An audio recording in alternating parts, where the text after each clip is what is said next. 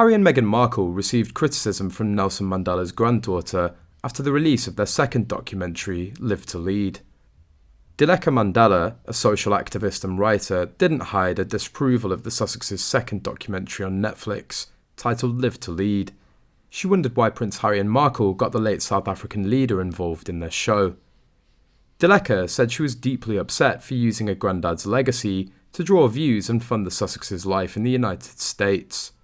In the trailer, Prince Harry said that the show was inspired by Nelson Mandela.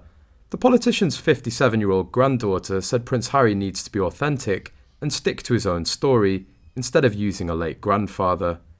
I don't believe that he or Meghan have ever properly met Grandad, maybe when Harry was young at Buckingham Palace, but they're using his quotations in the documentary to draw in people and make millions without the Mandela family benefiting, Ndileka said.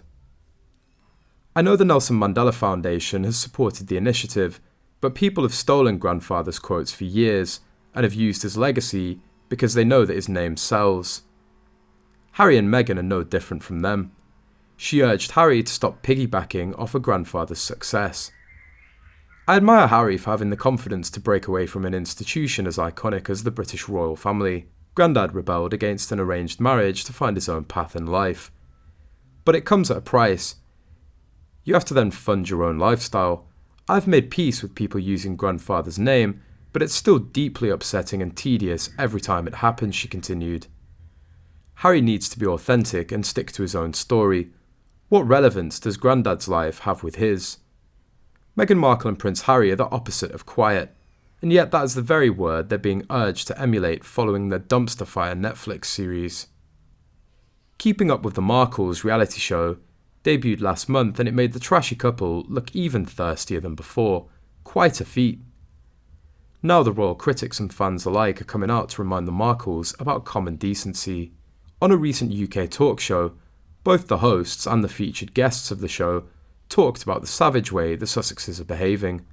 Both broadcaster Tom Swarbrick and royal watcher Camilla Tominey talked about Harry's upcoming biography Spare, with Holly Willoughby and Philip Schofield on this morning.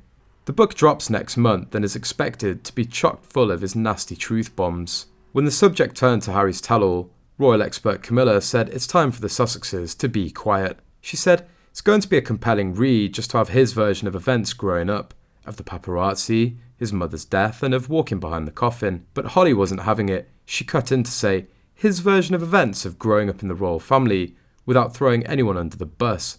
That's what I think it's going to be. Camilla then announced, I wouldn't mind reading the inside story from his voice on meeting Meghan. Is he going to flesh out a little bit as to why these two couples fell out so spectacularly? The reference was to the reported rift between the Sussexes and his brother and sister-in-law, Prince William and Princess Catherine. She went on to say, that could be damaging for the Prince and Princess of Wales. I bet there's going to be an attack on the so-called men in the grey suits in the palace. There's going to be an enormous attack on the media making their life a misery.